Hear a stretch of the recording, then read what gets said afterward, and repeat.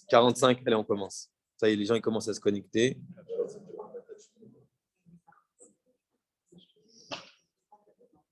Allez, on commence. Dans la paracha de cette semaine, tout au début de la paracha, bien entendu, on sait que c'est la suite. On est resté en plein suspense. Pour ceux qui étudient chaque jour une montée, samedi, on a terminé le suspense parce que ils sont tout contents. Ils ont enfin eu le Shimon. Shimon était en prison chez Yosef en Égypte. Ils ont enfin récupéré leur frère Shimon. Ils ont enfin eu non seulement la nourriture qu'ils voulaient, mais en plus on leur a rendu même leur argent.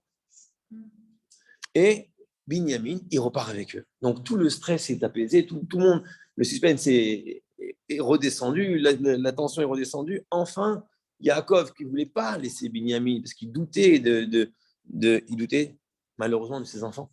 Il a eu un petit doute comme ça tout d'un coup il s'est éveillé. On dit qu'il a eu une lueur de vision.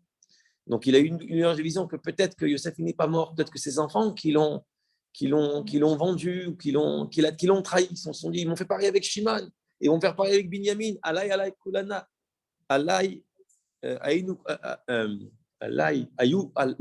Kulana. Je vais tous les perdre, un après les autres, Dieu nous en préserve. Mais grâce à Dieu, ils repartent, on dit à Boker Or, le matin ils se levaient, Yatsun Nahir, ils sont sortis de la ville, la veille, ils ont bu, on dit qu'ils ont bu, ils ont mangé, c'est la première fois qu'ils ont bu de l'alcool depuis le début. Depuis un certain temps, j'ai un doute, non, si c'est depuis le début de la famine, parce que quand c'est la famine, on n'a pas le droit de boire d'alcool, ou depuis qu'ils avaient perdu Yosef, depuis que leur père il était en deuil. Depuis que le père était en deuil, ils ont évité de boire du vin. Et là, comme ils ont été invités chez Yosef, sans savoir que c'est Yosef encore, ils sont invités chez Yosef, ça fait un moment. Et là, on dit, Rachid dit, là, ils se sont assis, ils ont bu, ils se sont même enivrés. En tout cas, le matin se lève, à Boker Or. Qu'est-ce qui se passe? C'était Menorah Live qui a appelé en même temps. Le matin se lève, ils sortent de la ville, Yatsou Minaïr, ils sont contents. Mais l'effet ascenseur, ça n'a pas duré longtemps. Tout de suite, ils sont rattrapés par les soldats de Yosef, soldats égyptiens, sans savoir que c'est Yosef. Oui, vous êtes des voleurs. Vous savez très bien que mon maître, c'est un visionnaire. Avec sa coupe, il voit tout. Il tape dans sa coupe d'argent et il voit tout. Et il a vu que vous l'avez trahi. Lui, il vous a reçu chez lui, il vous a donné à manger, il vous a gâté de cadeaux, etc. Et vous l'avez volé. Pardon. Et là, tout d'un coup, il y a cette fameuse phrase, même qu'on peut faire un cours entier sur cette phrase-là, que Yuda, il dit, qu'est-ce qu'on peut dire à notre maître? Effectivement, notre maître, il a trouvé qu'on a fauté, on n'y peut rien. Et bien, que celui qui a volé soit mis à mort, et tout le reste seront des esclaves. D'accord? Et là, bien entendu, lui, il ne sait pas que ce qui se passe. Et finalement, comme celui qui avait mis la coupe, c'est celui qui va aussi chercher, il fait exprès de commencer par le plus grand, donc par Réhouven, par Shimon, etc. Parce que s'il va directement dans le sac du dernier, ils vont dire il y a quelque chose qui...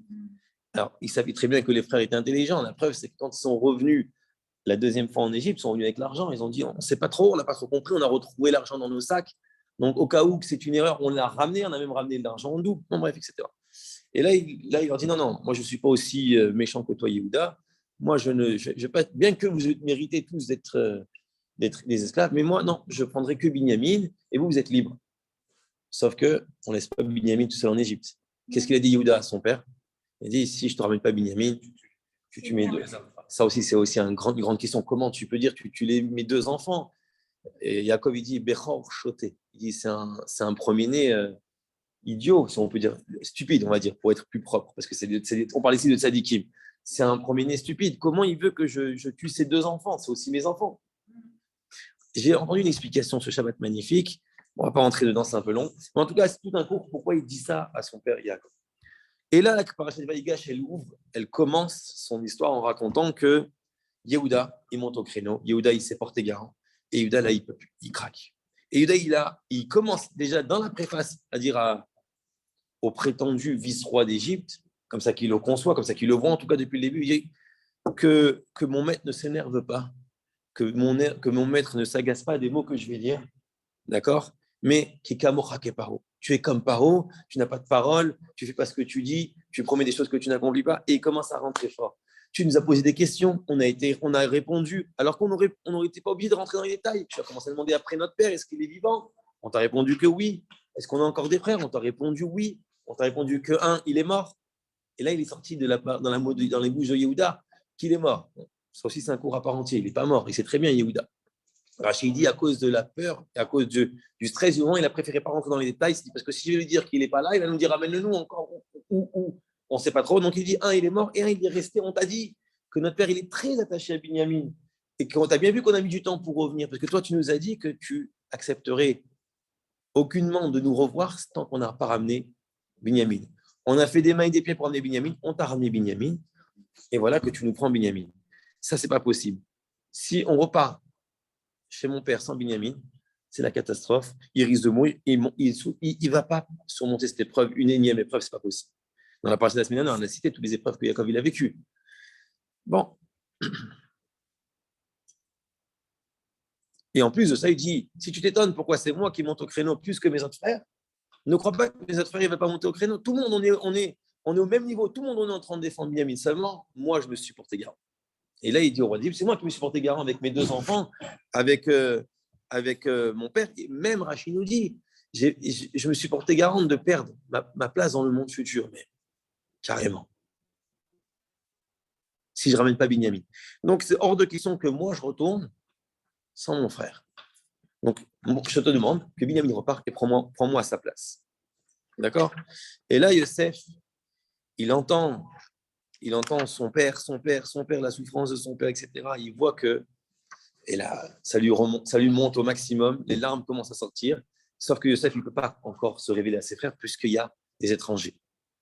Et donc, il dit, la Torah, elle raconte que Yosef ne peut pas se retenir face à tous les étrangers présents. Il demande que toutes les personnes sortent de devant moi. Et la Torah, elle témoigne, Velo amatish ito bitbada Yosef elechad. La Torah dit clairement, il n'y a pas un homme qui s'est tenu présent, debout, en tout cas dans la pièce, au moment où Yosef il va se révéler à ses frères. Et là, qu'est-ce qu'il leur dit? On dit que la Torah raconte que il a pleuré, que tout le monde a entendu, la maison de Paro a entendu qu'il a pleuré, ça s'est vite fait savoir. Et Yosef, il dit à ses frères la fameuse phrase suivante, écoutez bien. Yosef, il dit à ses frères, je suis Yosef, est-ce que mon père est-il encore vivant? Ça peut paraître bizarre. Ça paraît bizarre. C'est justement la question de notre cours. Et la Torah nous raconte, je raconte exprès l'histoire, parce que tout ça, ça va être l'outil qu'on va avoir besoin pour ce soir, pour le cours de ce soir. La Torah nous dit comme ça. Les frères n'ont pas pu répondre. Kini valou mipanam.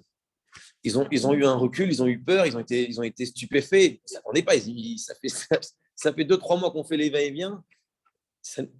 Jusqu'à présent, c'était notre ennemi, entre guillemets, c'était le vice-roi d'Égypte qui nous malmène. Au début, il fait passer pour des espions. On doit toujours prouver ce qu'on dit. On doit amener Yosef, il emprisonne Shimon.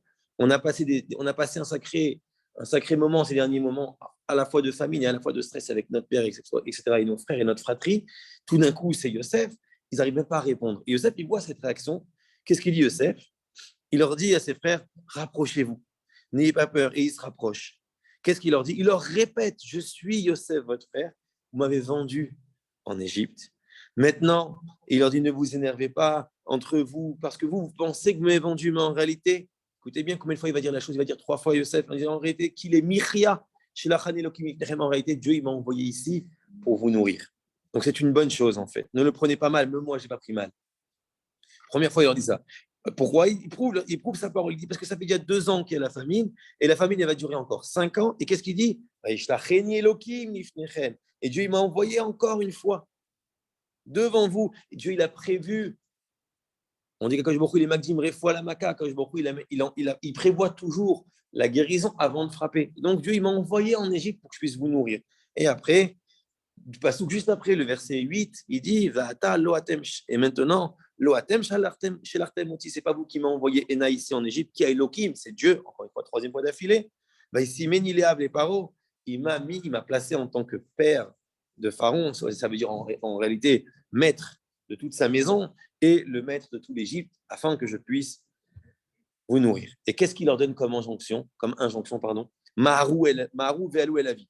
Précipitez-vous. C'est important de ne pas perdre une seule seconde. Allez vite chez mon père.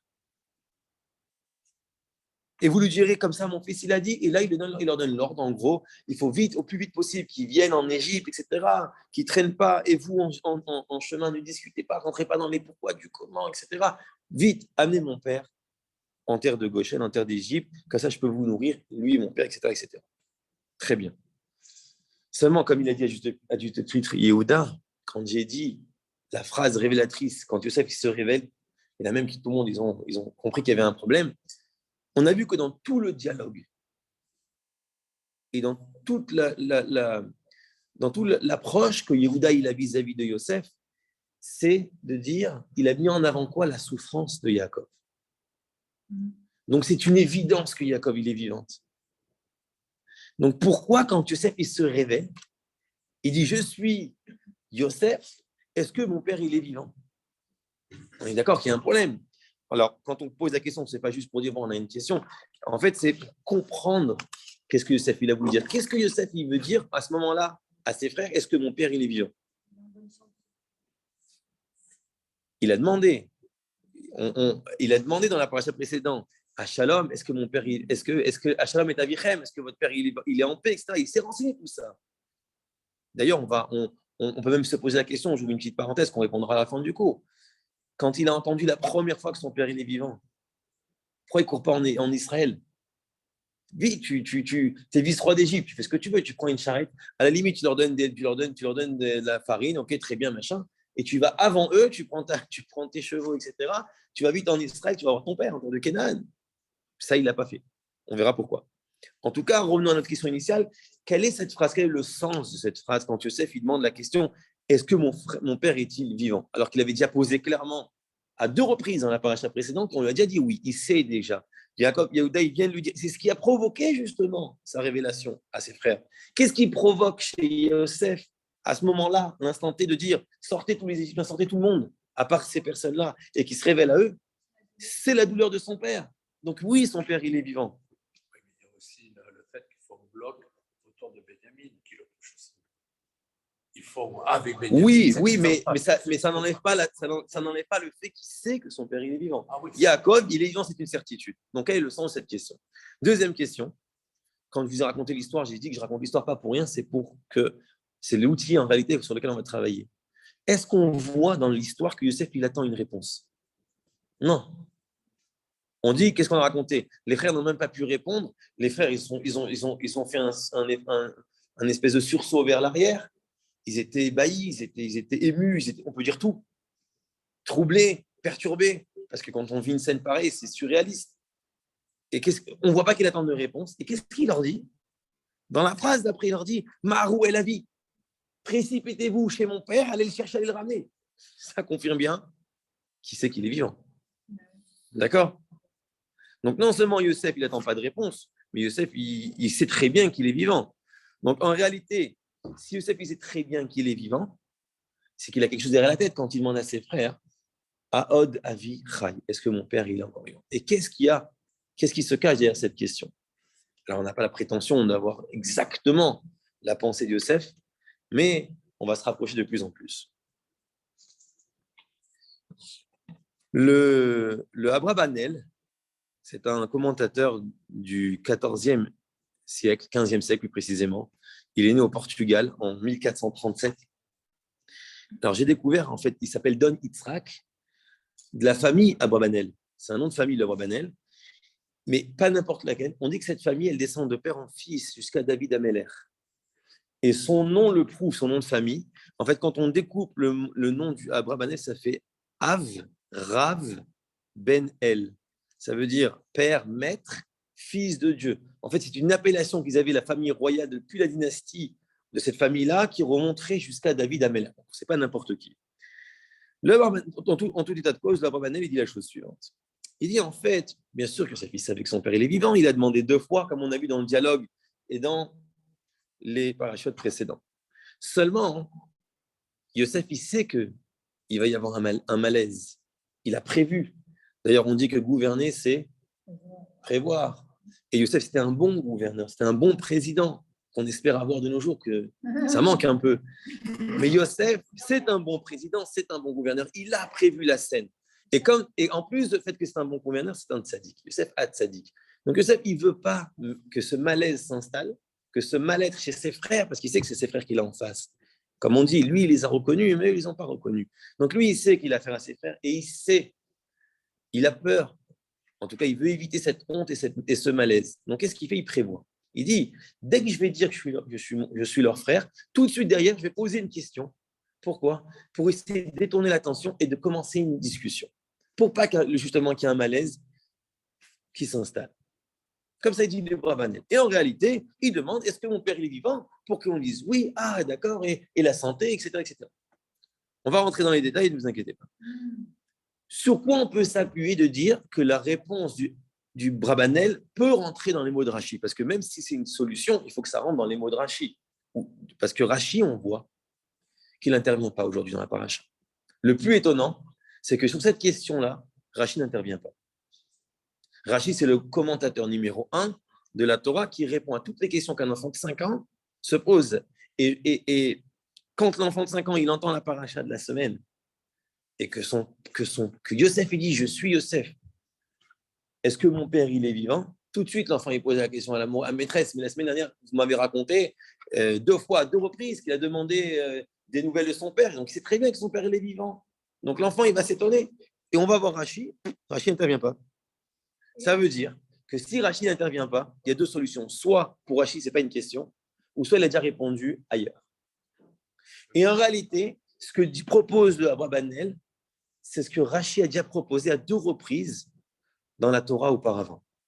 Rappelez-vous dans l'histoire, Adam et Chava, ils fautent. Quand il y a la fameuse faute quand ils ont mangé le fruit de la connaissance du bien et du mal, qu'est-ce qui se passe? Dieu, il vient voir Adam, il lui dit, Ayeka, où es-tu? Et tout le monde pose la question, Ayeka, je sais pas où il sait très bien où il est. Seulement quoi, Rachid dit, il a voulu rentrer dans la discussion de manière, on va dire, diplomate et apaisée, pour que Adam Arishon ne soit pas stupéfait, ne soit pas surpris que tout d'un coup, Akadosh Baruch Hu, il vient, il lui parle, il dit pourquoi t'as frotté, etc. Pour qu'il y ait en fait un terrain sain, pour que Adam ait une réponse saine. Parce que s'il va être perturbé, il va être perturbé par la question de Dieu, il risque de faire un blocage ou de ne pas avoir une réponse saine et adéquate. Donc Dieu lui dit, où es-tu? Alors il lui dit, je me suis caché parce que, mais comment tu sais que tu es nu? Pourquoi tu t'es caché d'abord? Parce que je suis nu, mais comment tu sais que tu es nu? As-tu mangé le fruit de la connaissance? Donc il est rentré doucement pour en arriver au fait. Et là il lui dit, mais comment c'est que tu en as mangé? Et là il lui dit, c'est ma femme, il va avoir la femme, etc., etc., etc. Donc on voit bien que même que Hachem, il sait déjà, il pose la question non pas pour la question, pour la réponse en réalité, pour savoir ce qui se passe, mais pour rentrer dans le sujet. Où est-ce qu'on retrouve ça? Dans Rashi, on retrouve ça aussi dans l'histoire avec Caïn et Abel. Quand Caïn il tue Abel, Dieu il va parler à Caïn, il ne lui dit pas pourquoi tu as tué Abel. Qu'est-ce qu'il lui dit? Il dit, il est où Abel ton frère? Et lui, il dit, Evel Achicha. Et qu'est-ce qu'il répond? Il répond quoi, Caïn? Il dit, Ashomer, Achi Anochi, suis-je le gardien de mon frère? Qu'est-ce qu'il répond? Quelle est la question de Dieu? Il est où ton frère Abel? Il sait très bien. D'ailleurs, s'il vient le voir, c'est parce qu'il sait. Et c'est sûr que Dieu, il sait. Mais en réalité, comme il dit Rashi, dans la paracha, il dit qu'en fait, c'était aussi une manière de rentrer en discussion avec Evel de manière saine, posée, pour créer un terrain sain et posé, pour que Evel ne soit pas stupéfait, pris de court et réponde la mauvaise réponse. Bien que Dieu, il a pris toutes les précautions, là, Abel, apparemment, n'a pas bien répondu. D'ailleurs, quand il lui dit « Suis-je le gardien de mon frère ?» D'accord? Il y a 2 manières comment on peut l'interpréter. Est-ce que c'est une affirmation, une exclamation affirmative dans le sens « Suis-je le gardien de mon frère ?» Je ne suis pas le gardien de mon frère. Qu'est-ce que tu veux de moi? Ou « Suis-je le gardien de mon frère ?» C'est étonnant ce que tu me demandes où il est mon frère. Je ne comprends pas ta question. C'est complètement deux approches différentes. Mais c'est surtout la deuxième qu'il a voulu dire révèle. Je suis le gardien de mon frère, moi, je ne suis pas le gardien de mon frère. Qu'est-ce que tu attends de moi? Jusqu'à maintenant, quand on a une annonce, une mauvaise nouvelle à dire à quelqu'un, on a l'obligation de ne pas lui dire d'un coup. Exactement. On voit bien que quand il y a une mauvaise nouvelle qu'on entend, eh ben justement, on évite, surtout quand c'est une personne âgée, etc., de but en but. Puisqu'on parle de mauvaises nouvelles, justement, j'ai oublié de dire au tout début du cours que ce cours, il est dédié pour Rivka Bat Ibadel Echaim Toim, ça veut dire sans aucune comparaison, et que lui, il vive encore longtemps, son papa Menachem Mendel, la fille s'appelle Ben Senior Neatal, qui était la cofondatrice de Menorah Live. C'est pour ça qu'on fait le cours sur ce site aujourd'hui. On dédie tous ces paroles de Torah pour les Nishmata, et qu'Akadosh Baruch Hu, il envoie la force à sa famille pour surmonter toute cette épreuve. Donc, on reprend le fil du cours. Donc, on en est à dire qu'on a déjà vu dans l'histoire que Rashi, il a déjà expliqué que des fois, il y a des questions, d'accord, comme par exemple, à Shomer, à Chianochi, suis-je le gardien de mon frère, ou Ayeka, où es-tu, qui ne sont pas là en réalité pour poser des questions dans le sens question, j'attends une réponse, mais plutôt des fois, c'est plutôt une exclamation affirmative. Donc, pardon, excusez-moi, je me suis avec le Nishmat, je me suis embrouillé. Donc, on revient. Donc, on voit bien que dans l'histoire, quand on a dit Ayeka, quand Dieu il vient voir Adam, ou Evel, il vient avec un terrain où il va poser des conditions saines et des conditions adéquates pour que la réponse soit saine et adéquate, en réalité, pour pas que la personne soit prise de court. Donc, dit le Abravanel, Yosef, il a fait la même chose. Il a fait la même méthode qu'Akadosh Baruch Hu. Il a dit, je vais dire que je suis Yosef, et tout de suite derrière, je vais enchaîner sur une discussion pour pas qu'il y ait malaise, pour pas qu'il y ait mal-être chez mes frères, et qu'on puisse pas passer un bon moment, et qu'on puisse justement échanger des choses. Après, Jacob, il avait prévu, selon le Abravanel, Yosef avait prévu, selon le Abravanel, de quoi? D'enchaîner sur comment vont vos femmes. Est-ce que vous avez des femmes, vous avez des enfants? Parler à ses frères, ça fait 22 ans qu'il ne les a pas vus. Bon, après tout ce qu'ils leur ont fait. On va voir pourquoi il y a eu tout ce temps. Mais en tout cas, c'est ça qu'il nous propose Abravanel. Et ça peut très bien rentrer. Pourquoi Rachid ne répond pas aujourd'hui? Pourquoi Rachid n'intervient pas maintenant? Quand Yosef il dit « Je suis Yosef, est-ce que mon frère il est vivant ?» Il n'a pas besoin d'intervenir. Il a déjà expliqué cette méthode avec Akadosh Baruch Hu. Et Yosef, on appelle Yosef Hatzadik, Yosef le Tzadik. Yosef, c'est sûr qu'il a compris la méthode d'Akadosh Baruch Hu et qu'il ne voulait pas mettre une situation malaisante pour ses frères. Le problème, c'est que Yosef, il a tout prévu, mais malheureusement, les frères ont quand même été pris de court. Qu'est-ce qui s'est passé? On dit, ils n'ont pas pu répondre, car ils ont été stupéfaits devant lui, ils ont été pris de court, ils ont été perturbés, etc. Donc Yosef n'a pas pu enchaîner sur les autres questions. Mais dit le Abravanel qu'en fait, en son plan, ce n'était pas seulement de demander ce que mon père est vivant, c'est de continuer. Si on va rester sur la réponse du Abravanel, on a un problème. D'un côté, on nous dit que Yosef, c'est quelqu'un qui est prévoyant, c'est un gouverneur digne de ce nom, donc qui prévoit et qui ne voulait pas qu'il y ait cette situation malaisante. Puisque tu sais, tu as déjà demandé à maintes reprises et tu sais que ton père, il est vivant, tu aurais dû directement poser une autre question encore une fois, est-ce que mon père il est vivant? Tu aurais dû enchaîner, je ne sais pas, puisque c'est Yehuda qui te parle.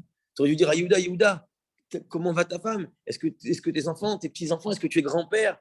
Je sais quoi, moi. Comment ça va la richesse en Canaan? Tellement de questions qu'il avait prévues, mais ne commence pas par la question que tu sais déjà. Si tu veux éviter justement un sujet malaisant, ne remets pas sur la table, encore une fois, la souffrance de ton père. Donc, la réponse du Abravanel, c'est une hypothèse, mais qui n'est pas, on va dire, comme on dit dans le langage thoraïque, glatte. Glatte, ça veut dire qu'il n'est pas lisse à 100%. On veut une réponse encore plus poussée qui va répondre à toutes les questions. On aurait pu dire, une deuxième hypothèse. On aurait pu dire qu'en réalité, la question à Od, Avichai, est-ce que mon frère est encore vivant? Mon père, pardon, est-ce que mon père est encore vivant? N'est pas une question. Comme j'ai commencé à dire tout à l'heure, c'est une exclamation affirmative. En gros, c'est comment? Mon père, il est encore vivant après tout ça? Ça aurait pu être ça, c'est la proposition, l'hypothèse, et j'explique. D'ailleurs, quand on a dit tout à l'heure l'exemple de Caïn et de Abel, quand il dit Ashomer achi anochi, suis-je le gardien de mon frère? C'est une question ou c'est une affirmation? C'est pas une question, il n'est pas en train de dire, mais non, Caïn est en train de dire à Hachem, mais je ne suis pas le gardien de mon frère. En fait, il est en train de lui dire une affirmation en forme d'exclamation. Mais ce n'est pas une question qu'il est en train de dire. Pareil, Yosef, il n'est pas en train de poser la question est-ce que Yaakov, il est vivant? Il sait très bien. Il est en train de dire, en réalité, comment c'est possible que mon père, il est encore vivant après tout ça? Yosef, il est étonné. Sauf qu'il faut comprendre pourquoi Yosef, il est étonné. Étonné de quoi? Qu'est-ce qu'on va essayer de comprendre qu'est-ce qui aurait pu étonner Yosef. Alors, quel âge il a Yaakov à ce moment-là? Il a 130 ans. Est-ce que c'est étonnant que quelqu'un à cette époque-là vit 130 ans? Non. Yitzhak, Yitzhak le père de Yaakov et le grand-père de Yosef, d'ailleurs, qui est encore vivant. Yitzhak est encore vivant à ce moment-là. D'accord? C'est pas étonnant. Et Yitzhak, il est encore vivant, ça serait étonnant que Yaakov, il est encore vivant. Yitzhak, il a vécu 185 ans. Il n'y avait rien d'étonnant. Abraham, 175 ans. Rien d'étonnant. Alors pourquoi ça serait étonnant que Yaakov, à 130 ans, ce soit encore étonnant qu'il est encore vivant? Rien d'étonnant jusque-là. Donc pourquoi? C'est la première question. Pourquoi Yosef serait étonné que son père, il est encore vivant? J'ouvre une parenthèse. On a dit que Yitzhak, il est encore vivant. Si Yitzhak, il est encore vivant, comment ça se fait que lui, il n'intervient pas pour dire à son fils Yaakov, t'inquiète pas, il est vivant, il est en Égypte. Parce que Yitzhak, c'est un prophète. Alors, on fait très très court.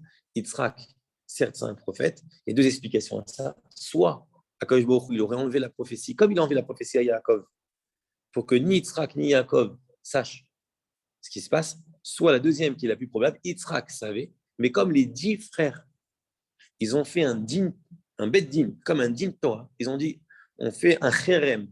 Un cherem, c'est un anathème sur quiconque dévoilerait le secret, parce qu'une fois qu'ils ont vendu Yosef, qui dit qu'il n'y a pas un des frères qui va dire à Yaakov la vérité? Ils ont tous peur de ça. Attention, on ne vend pas la mèche, on sort de Hanouka, les mèches, etc. Personne ne doit vendre la mèche. Donc, ils ont dit, on va mettre un anathème à quiconque oserait dévoiler que Yosef est encore vivant. Donc, ça serait la raison pourquoi Yitzhak, parce que Yitzhak savait l'anathème que les frères avaient fait, donc Yitzhak ne dit rien à Yaakov. Mais on verra à la fin du cours. Est-ce que Yosef savait? Est-ce que Yaakov, il savait? Que Yitzhak aussi, effectivement, peut-être il savait, c'est pour ça que Yitzhak, il ne s'est pas mêlé dans toute cette histoire. Donc, première question sur la deuxième hypothèse de notre cours, c'était de dire, il n'y a rien d'étonnant que Yaakov, il ait 130 ans. Il a 130 ans, et alors? C'est jeune à cette époque-là. Deuxième question, même si on va dire que c'est étonnant que Yaakov, il vive et qu'il a 130 ans, etc., etc., quel rapport il y a avec le fait, on se remet dans la situation, on refait le sketch. Je suis Yosef, je vous dis, mes frères, c'est moi Yosef. C'est étonnant, papa, il est encore vivant. Quel rapport maintenant? Ça t'étonne qu'il est encore vivant. Si déjà, ça doit être étonnant. Quel rapport maintenant? Surtout qu'on est en train de dire que tu es prévoyant, selon la loi Banel, tu ne veux pas une situation malaisante. Tu as que ça comme sujet à proposer. C'est étonnant que papa, il soit encore vivant. Troisièmement, même si Yosef, il est étonné, et même qu'il a le droit d'être étonné, pourquoi et dans quel but Yosef, il fait savoir son étonnement à ses frères? Parce que là, on ne parle pas d'êtres humains classiques comme vous et moi. Dans la vie de tous les jours, on parle, on fait, etc. On fait plusieurs choses, mais est-ce qu'on calcule tous nos gestes et nos faits? Non, des fois, on ne calcule même pas ce qu'on dit, malheureusement. Nous, on n'est pas à ce niveau-là. Mais là, on parle de Yaakov et Tzadik, on parle de Yaakov et ses frères, on parle de Yosef, etc. On parle des Tzadikim, des gens bibliques, des gens qui ont vécu à l'époque c'est eux qui ont écrit l'histoire, qui ont construit le judaïsme. Donc, chaque fait et geste était calculé. Et surtout, plus que tout, si la Torah nous raconte leurs faits et leurs gestes, c'est que leurs faits et leurs gestes, ils ont un enseignement. Donc, pourquoi, on va répondre bien sûr à toutes ces questions, pourquoi Yosef trouve utile de dire à ses frères son étonnement?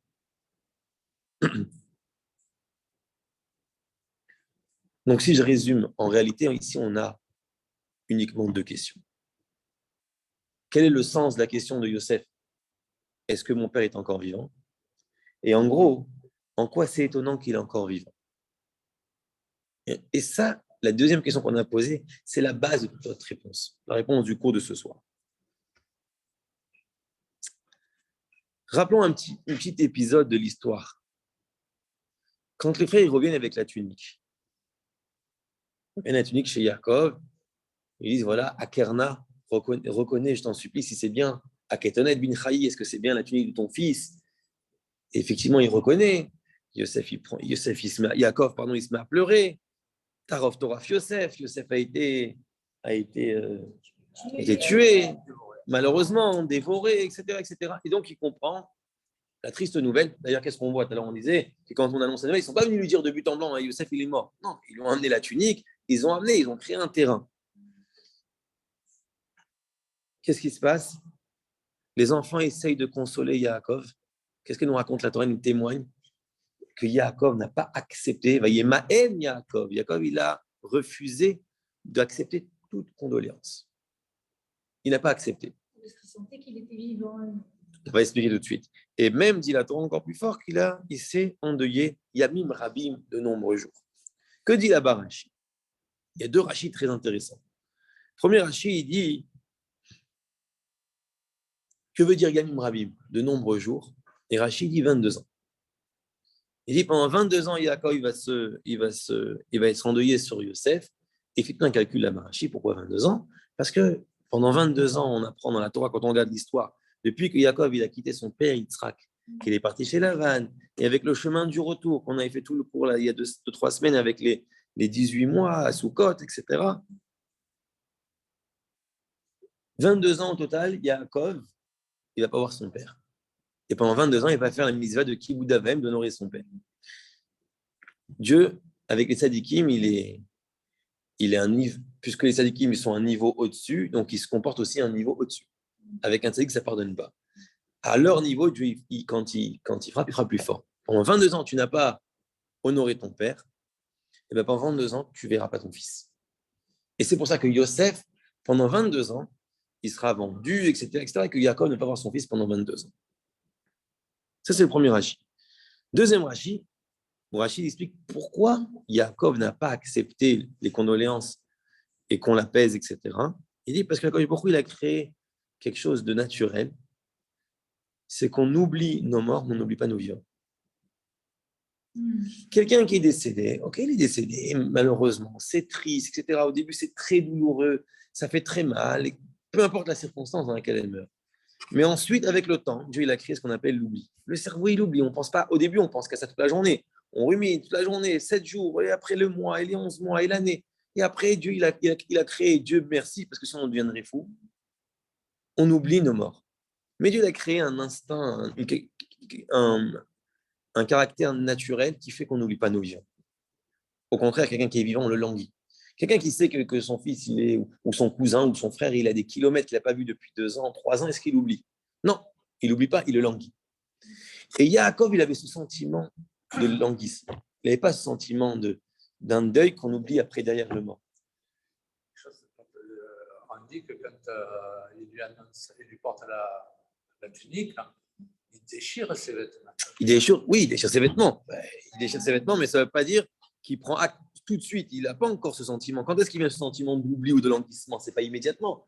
Mais avec le temps, Yaakov, il sent que plus tôt il languit son fils qu'il a fait un deuil et qu'il l'oublie. Donc il refuse ce deuil.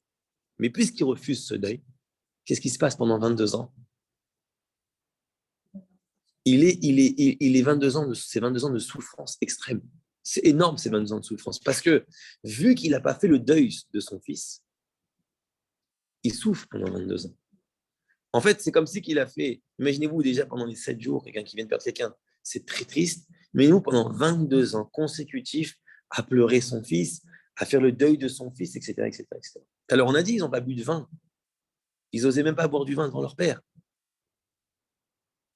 Il y avait une tension, c'était pas une ambiance festive pendant 22 ans chez Yaakov. Au contraire, Yaakov, il n'était pas du tout dans une ambiance joyeuse, etc.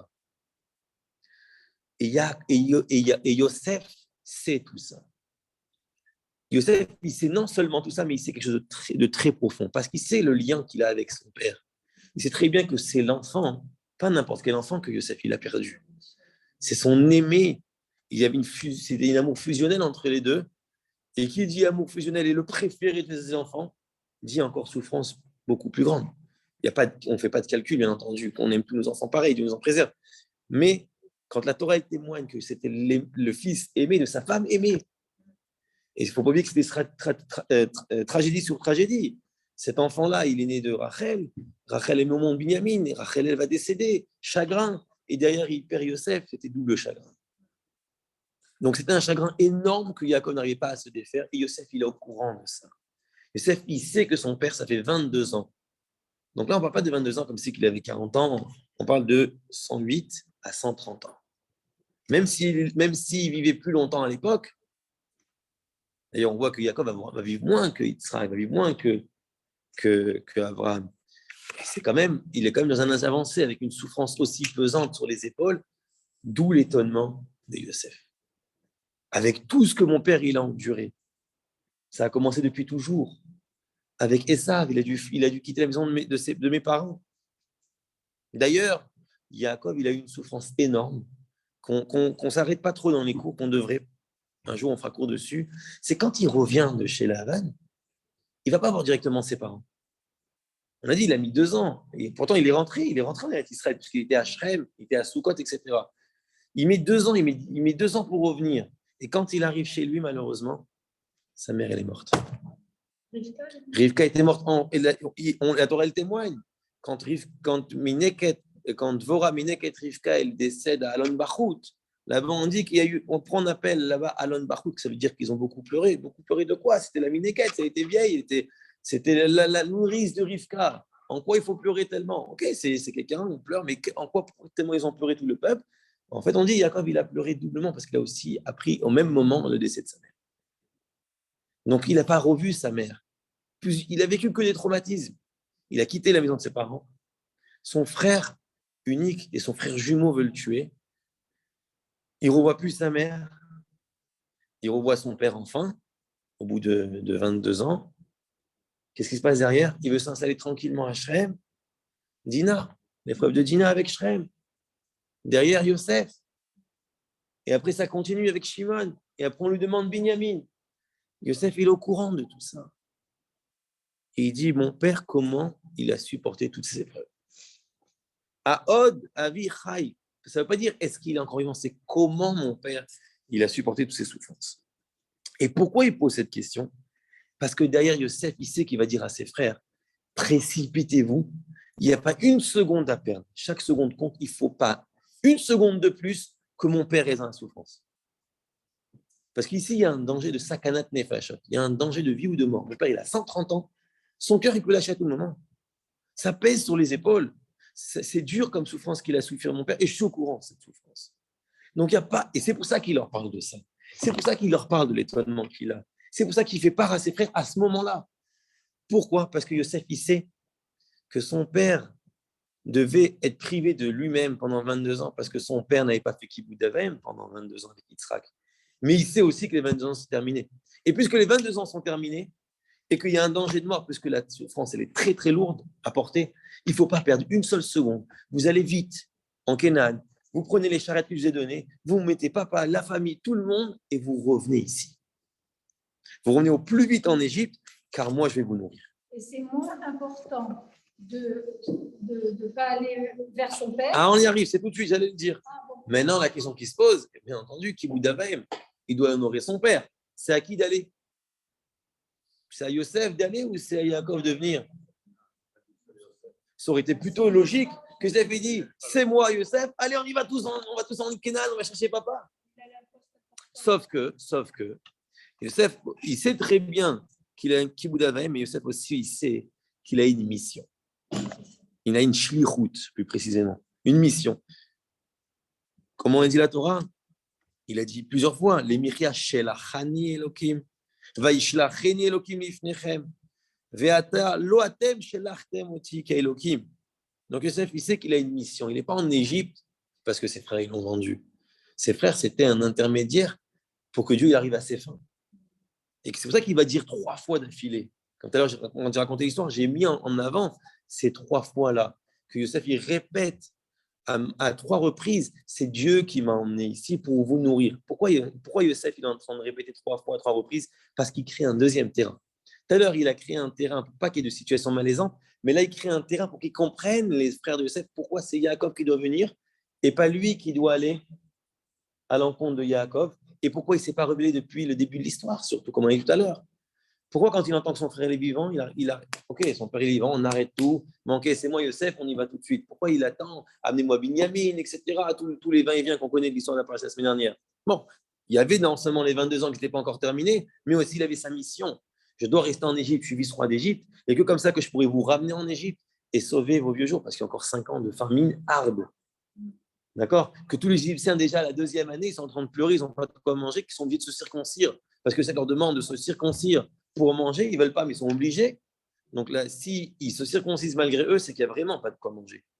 Donc si déjà en Égypte, il n'y a plus de quoi manger, alors qu'au début de la famine, il n'y avait qu'en Égypte qu'il y avait la nourriture, c'est que la famine était très, très dure. Et donc, Yosef, c'est fort de cette mission que Dieu lui a donnée. Et c'est ça qui a fait que Yosef, il a tenu toutes ces épreuves chez Potiphar, vendu par ses frères, qu'il avait encore ce moral, parce qu'il savait, il était fort de cette mission qu'il a en lui, de se dire, ce qui m'arrive, ce n'est pas mes frères. Ce qui m'arrive, ce n'est pas Potiphar. Ce qui m'arrive, ce n'est pas mon entourage qui me veulent du mal. Ce qui m'arrive, c'est la volonté d'Hachem. Et donc, c'est ce qui fait qu'il leur dit, Maharou, précipitez-vous. Pourquoi précipitez-vous? Parce que, papa, il a souffert pendant 22 ans, une souffrance atroce. Et pourquoi lui doit venir? Parce que Dieu, il m'a mis ici en tant qu'émissaire. Je ne suis pas là pour m'amuser. Je ne suis pas là pour faire un sketch, le vice-roi, il faut faire les va-et-vient. Tout était prévu par Akadosh Baruch Hu. Tout ce qui est en train de se passer chez CHM. Qu'est-ce qu'on peut apprendre de cette étude? Dans la vie, il y a deux sortes d'approches dans l'éducation et dans tout de manière générale. Il y a ce qu'on appelle chesed et ce qu'on appelle gvura, la rigueur et la bonté. On sait que la meilleure recette, c'est les deux ensemble, ce qu'on appelle tiferet, le mélange de gvura et de chesed, rigueur et bonté. Seulement, ce n'est pas donné à tout le monde, pardon. Il faut avoir un sacré feeling et un sacré juste milieu pour bien connaître combien doser de gvura d'un côté, un peu de rigueur, beaucoup de bonté. Quand est-ce qu'il faut? C'est difficile. C'est toute une vie pour apprendre. On espère faire au mieux. Mais en tout cas, il y a des fois où on est obligé d'être rigoureux. C'est obligé. On peut donner un exemple très simple. Quand il y a danger, quand mon enfant il est en danger ou quand mon ami il est en danger, je ne vais pas lui dire tout doucement, hey, tu sais, tu devrais faire attention, je te conseille que, non, quand il y a un danger imminent, il va traverser, vite tu le rattrapes, tu le tires, quitte à lui déchirer sa chemise, c'est pas très grave, mais au moins qu'il ne sait pas, Dieu nous en préserve, renverser ou quoi. Et tu vas le gronder, tu vas dire, tu n'as pas vu le feu rouge, c'est dangereux, etc. Bon, bref, tu ne fais plus jamais ça. Là, il faut mettre le paquet, il faut mettre la rigueur. Mais il ne faut pas continuer pendant 1 heure non plus. Ça veut dire que la rigueur, elle s'arrête 1 seconde, la seconde avant, tu n'en as plus besoin. C'est très difficile à jauger, mais c'est ça que Yosef nous apprend. Quand il leur dit, Maharou est ta vie, Maharou est la vie, vous vous précipitez maintenant, parce que les 22 ans, ils sont terminés, mon père ne doit pas souffrir 1 seconde de plus en terre de Canaan. Dieu, il a dit 22 ans, c'est 22 ans, jour pour jour, ce ne sera pas 1 seconde de plus. Et qui moi je suis, moi, Yosef, être humain, je vais être encore pour. Et ni vous d'ailleurs, qui va retarder et qui va faire que mon père, il souffre encore. C'est fini. Dieu l'a dit 22 ans.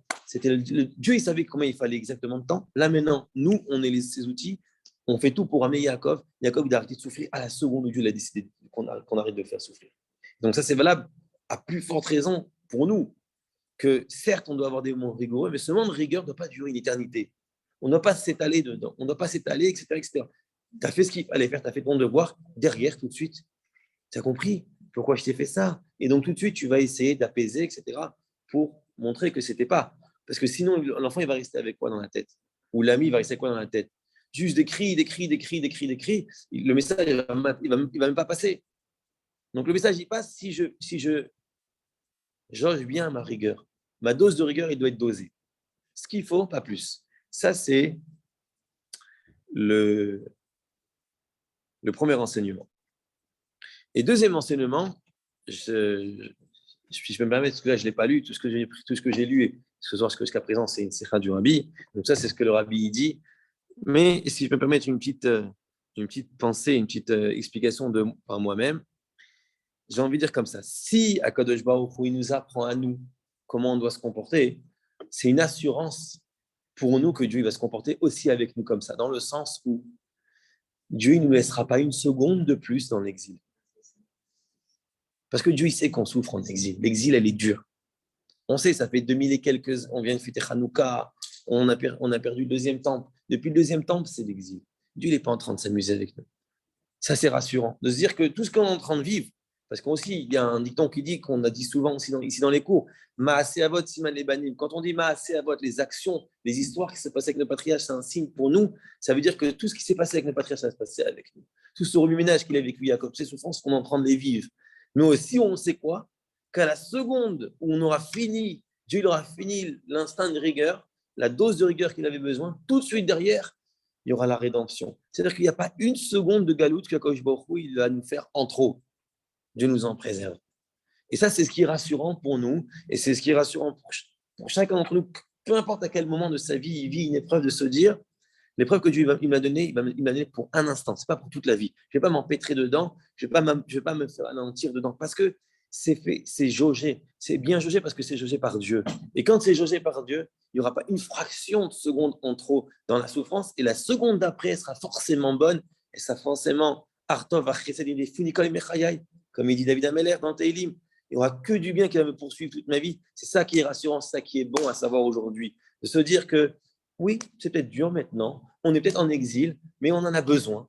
Et après, on comprendra pourquoi tout cet exil. Mais une chose qui est sûre, c'est que Dieu n'est pas en train de perdre son temps, il n'est pas en train de s'amuser avec nos nerfs, il n'est pas en train de s'amuser avec nos souffrances. Je vais me permettre de souhaiter à tout le monde, et plus précisément à la famille Ben Seigneur et Atal, tous les brachot qu'on peut leur souhaiter, toutes les forces qu'on peut leur souhaiter. Comme j'ai dit moi-même lorsque je suis passé aussi par cette épreuve, j'ai dit à Kosh Baruch Hu, l'épreuve tu l'as envoyée, on ne peut pas revenir en arrière. Maintenant, la seule chose qu'on te demande, c'est les forces à surmonter ces épreuves jusqu'à ce que Mashiach y vienne. Parce que jusqu'à ce que Mashiach y vienne, il va falloir des forces pour surmonter ces épreuves. C'est sûr que Dieu, comme on a dit tout à l'heure, Magzim, Refoua la Maka, Kosh Baruch Hu, avant d'envoyer la Maka, même qu'elle elle fait très mal, la plaie, le coup, il a déjà envoyé la guérison. La guérison, ça veut dire les forces et les brachot nécessaires pour surmonter cette épreuve, et qu'on espère que de là-haut, elle va demander tout de suite au Mashiach et à Hachem de nous envoyer le troisième temple à la seconde que c'est prévu et ne pas le retarder d'une fraction de seconde, parce qu'ici, nous, en bas, on attend et on en a marre. Voilà. Qu'est-ce qu'il a, le petit machin là? C'est un cheveu qui vous embête dans votre livre? Non, au contraire. C'est une intrigue, cette Au histoire. contraire. Bonne soirée tout le monde, on va quitter. Je souhaite à tous d'avoir plein de kochot et plein d'émouna et de bitachon à Kadosh Baruch Hu si Dieu veut.